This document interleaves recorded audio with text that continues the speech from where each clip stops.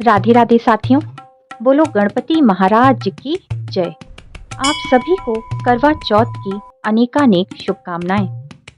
साथियों, कोई भी व्रत तब तक पूर्ण नहीं माना जाता जब तक कि उसकी व्रत कथा ना सुनी जाए।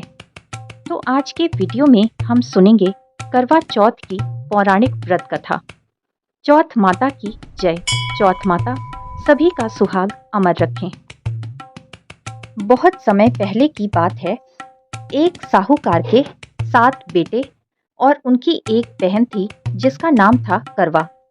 सभी सातों भाई अपनी बहन से बेहद प्यार करते थे, यहाँ तक कि वे पहले उसे खाना खिलाते और बाद में स्वयं खाते थे। एक बार उनकी बहन ससुराल से मायके आई हुई थी। शाम को भाई जब अपना व्यापार बंद कर घर को आए तो देखा उनकी बहन बहुत व्याकुल थी। सभी भाई खाना खाने बैठे और अपनी बहन से भी खाने को आग्रह करने लगे, लेकिन बहन ने बताया कि उसका आज करवा चौथ का निर्जल व्रत है और वो खाना सिर्फ चंद्रमा को देखकर उसे अर्घ देकर ही खा सकती है। चूंकि चंद्रमा अभी तक नहीं निकला है, इसलिए वह भूख प्यास से व्याकुल हो उठी। सबसे छोटे भाई को अपनी बहन की हालत देखी नहीं जाती और वह दूर पीपल के पेड़ पर एक दीपक जलाकर चलनी की ओट में रख देता है। दूर से देखने पर वह ऐसा प्रतीत होता है कि जैसे चतुर्थी का चांद उदित हो रहा हो। इसके बाद भाई अपनी बहन को बताता है कि चांद निकल आया है, तुम उसे अर्घ देने के बाद भोजन कर सकती हो। बहन खुशी के मारे सीढ़ियों पर चढ़कर चांद को देखती है, उसे अर्घ देकर खाना खाने बैठ जाती है। वो पहला टुकड़ा मुंह में डालती है तो उसे छींक आ जाती है। दूसरा टुकड़ा डालती है तो उसमें बाल निकल आता है और जैसे ही तीसरा टुकड़ा मुंह में डालने की कोशिश करती है तो उसके पति की मृत्यु का समाचार उसे मिलता है। वह बौखला जाती है। उसकी भाभी उसे सच्चाई से अवगत कराती हैं कि उसके साथ ऐसा क्यों हुआ। करवा चौथ का व्रत गलत तरीके से टूटने के कारण देवता उससे नाराज हो गए और उन्होंने ऐसा किया। सच्चाई जानने के बाद करवा निश्चय करती है कि वह अपने पति का अंतिम संस्कार नहीं होने देगी और अपने सतीत्व से उसे पुनर्जीवन दिलाकर रहेगी। वह पूरे 1 साल तक अपने पति के शव के पास बैठी रहती है, उसकी देखभाल करती है। उसके ऊपर उगने वाली सुई नुमा घास को वो एकत्रित करती जाती है।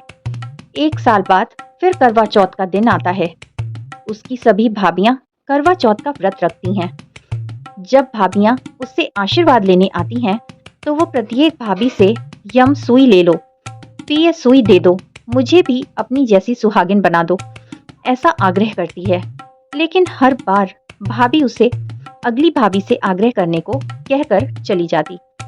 इस प्रकार जब छठे नंबर की भाभी आती है तो करवा उससे भी यही बात दोहराती है।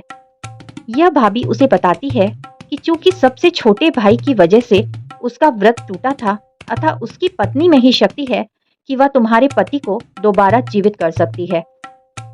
इसलिए जब वो आए तो तुम उसे पकड़ लेना और जब तक वो तुम्हारे पति को जिंदा ना कर दे उसे नहीं छोड़ना। ऐसा कहकर वो चली जाती है। सबसे अंत में छोटी भाभी आती है।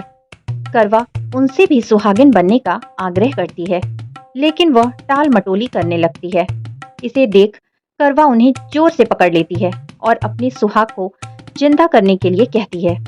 भाभी उससे छुड़ाने के लिए नोचती है, खसोटती है, लेकिन करवा नहीं छोड़ती।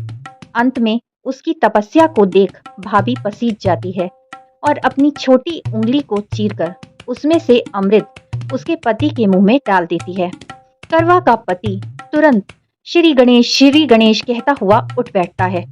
इस प्रकार प्रभु कृपा से उसकी छोटी भाभी के माध्यम से करवा को अपना सुहाग वापस मिल जाता है।